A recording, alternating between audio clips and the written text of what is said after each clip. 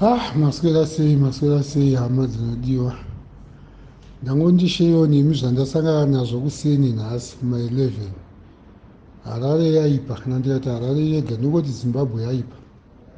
Ndandichienda paDr Ross kwachiropractor kuma-chiropractic sessions andiri kuenda espinal problem yangu. Ndandine appointment ya11:15, so ndabva paoffice about 10 to 11. Vandasvika pamarobhots epana nhingi marobhots epana Prince Edward natongogara. Ndakuda kutena into Prince Edward Road kuenda towards Kensington kuti ndiende muna Lizard pana ndichienda kwaappointment yangu. Saka robot iyo iri kungoshanda green nered, hapana amber. Saka mota dziri kuti ikaita green mofamba moenda pasenda, maapasenda yobva yachinja yoita red, makutongotena. Pamberi pangu papa paine mota nhatu dzaita the same dzikatena dziri 3, isusu taatiri 3. Papa paine 1 mota pamberi pangu neimwe mashure kwangu. Iri kumashure ndiyo asina kuziva kuti yainge iri mota rudzi, asi pamberi pangu yanga iri Toyota Fortuner. Ndatena ndafamba ndasvika padokta, ndangoti tenei muna Lizard, ndapaka padokta panamba 19. Ndichipaka panze papangosipaka Toyota Wish, inenge Wish yaikati Honda Fit, handauzoona bose ndangokurumidza kuvhundutsirwa. Pakabuda gentleman kumberi anga ari nicely dressed, akapfeka suti yake zvakanaka, nemupurisa anga akapfeka uniform anga ari kumashure. Vakabuda zvikati mudhara, maita sei mazvoda zvamaita mapinda robot panhu pari kupfuura president, papachipfuura president ari kutopfuura panhu pamapfuura mai manje, imi maakusopinda hamuna kuona mapurisa anga akaungana. Ati guys, handamboona mapurisa. Zvikanzi maaona, come on, pindai tipe kidzi motikari. Pandatorwa kidzi motikari, vaenda kusteering, anga asina uniform ndiye abva aenda kusteering ati ndosenza kupresident's office. Ndobva aenda pasteering, mupurisa abva agara kumashure, ndagadzikwa papassenger side. Papabva paiswa simbi dzekusungisa.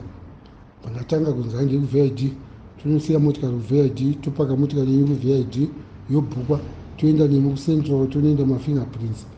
Kana maonekwa mafingerprints yenyu, kana zviri need, paine need kuti muendese kustate house, muchaenda kustate house. Pane vanhu vari kunzi vari kutera president. Saka mapindiro amaita pared robot apa hatina kunzwisisai, saka handei kuVID.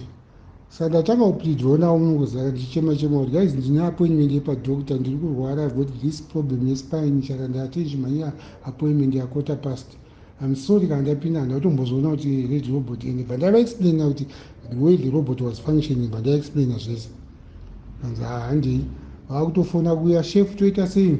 Vatanga kubvunza kufonera mumwe wacho zvikanzi mota iyi yatatenanisa ichi nhamba yacho, confirmai nhamba. Vauya adedzera, anga ati kune imwe phone zvikanzi DG 9635 kudedzera nhamba dzemota. Ndo nhamba dzemota yenyu mudhara? Tikati ndidzodzo. Kanzi handei kuVID. Taienda takusvika VID, takusvika pagedhi zvikanzi saka matoita sei? Vari kuchema kamudhara ari kuti anga ane appointment kwadokta. Uye andobva aita adamani zvikanzi pindai navo muVID mobhuka mota, kana mabhuka mota motora mota yepolisi moenda nawo. Kana zvavataungana kuwana mari kubasa, moenda nawo kubasa, vanotora mari vozoya vobhadhara. Asi tu mota inosara ikoko, mari yakubhadhara ndeye storage. Mota inosara ikoko kusvika mapedza kuavheta, mozorelease kana mapedza kuavhota. Saka ndikuedza kuexplaina paipa, kanzi mudhara hazviki, hapana zvototomboita. Hatitobvumirwi futi kutora mari, ndosenza kustate house, handibvumirwi kutora mari yenyu. Mari mota mubhadhara kuno, tonosiya mota uko, totonhereka, toenda kunotora mari kubasa. Kuifonera vanhu vekubasa vagadzire mari. Kati basa kwacho hakuna mari, but haizi handinzwe employer wangu ndanda kutongonyeba. Ndikati haizi handinzwe employer wangu kuti kune mari here. Pandaita call kubasa, and aichinzisa foni dzako paloud. Pandaisa foni iye paloud, ndofona kubasa, ndaita problem, ndaita emergency, ndikudawo mari.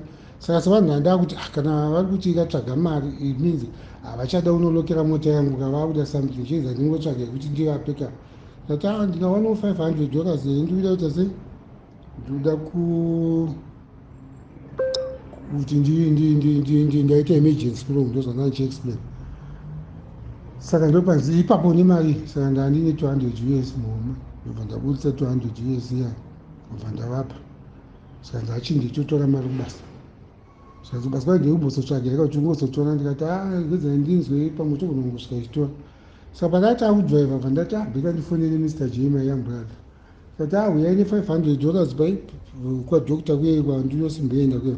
Ndakati ndafonera ndafonera ndavati ndiye employer wangu radha, ndiye employer wangu wandafonera. Saka akutuma munhu kuti auye nemari pai kwadhokta. Ndopa nemupurisa vanga agara kumashure anga atora $200.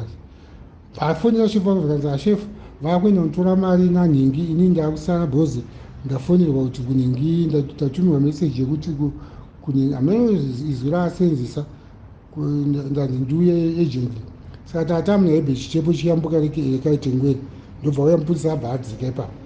Tafamba manje Mr J ndavaudza kuti uyai paipai patakabhoitwa operation yemakidney chichichi padhuze nepandikaitwa operation yemakidney. Saka paanzwa kuti chichi padhuze nepandikaitwa operation yemakidney, uyo anga achidhraivha mumota yangu ndobva ati ndara wakaitwa operation yemakidney, very sorry, very sorry. Apa uchema maoko, apa kutwara zvemusana, apa kuti une BP. Aiwa no, ndatyesi mudhara no, kana tinotora imwe mari ndaiwa. Aiwa no, chingoenda zvemudhara uye motikari yenyu. Ndobva ndapuwa mota. Ndokuya kwandaita. Ndatofonera chifonera munhu anga auya nemari kuti achiregedza zvake. Ndatofonera Mr J ndikati Mr J chiregedzai uya zvenyu nemari. Ndobva ndatanga kudhraivha ndichiuya. Saka pandazosvika paofisi ndekuzoshera nyaya yangu kuti ine ndozvandandapinda izvi ndabatwa nemapurisa vandanzi wadai zvikanzi aiwa isikamu pane vanhu vari kuzviita pamarobhotsi ipapo, imbavha dzinenge dzichitoda kuba mari. Saka pavazonzwa makuudza vanhu kuti uyai pakati tisangane, vatotya kuti pamwe mavasetera, dhasi vasina kuzoda kuti musangane nevamwe. Asi kana uine mari ipapo unobva wangokutorera mari. So ndangondisheyo nemi pagurupu kuti muzive ndozviri kuitika kune mbavha dziri kuba dzinosokunyeperai kuti mapinda redhirobhoti mazodai. Ndozvandaitwa nhasi, personal experience yandaona nhasi masikati, not masikati, kumaseni kuma11 ndozvandaitwa. Kuyatsoitwa kunge genuine chiyatsonzi aiwa motikari topaka totorai polisi ndo tonotoresa mari kubasa kwenyu. And anga achifonerwa wacho anga achinzi bhosi abva ati aiwa motikari yavo ngavasiye ikoko, havachaenda nayo, chitora yepolisi munotora mari yefaindi. Kana wabhadhara faindi moenda nawo kumafingerprints. Kana wabva kumafingerprints, kana ari clear modzoka mozotora motikari yavo, kana asiri mobva maenda nawo kustate house. Ndozvandaitwa vanhu vehama. So ndangondisheyo nemi kuti asi ndarohwa mari 200 yaenda, ndatorohwa mari zvakaoma Zimbabwe. I had the same experience na Churchill na second. I was just driving, nchienda kuAshbrittle, very casually. Pandakatena into the chase, this wish black suddenly just overtook me behind the block. Bomabuda mupurisa uniform. We are endangering vice president vari kupfuura vanga vachienda kuuniversity chichi. What are you talking about? Zvikanzi takutodaidza vanhu vekupresident's office. Chichi ndo pasvika imwe mota kwabuda mwana nicely dressed young man ane suit. Chichi vakucommunicate hamene munhu avaicommunicate naye achiti ari kuavondale police station. And chichi vatadhiraivhiswa motikari pai kuenda straight vachingotaura straight kuenda kuVID kuBelvedere. Takusvika ipapa mati chichi, ndikati handina mari, ndiri pension yewati tirakidzei zviri muchikwama chenyu, otherwise your license will go get inokanzurwa what. So muwallet mangu mune 100 yandabva kutambirawo from somewhere, ndobva watora 100 zvikanzi chiendai.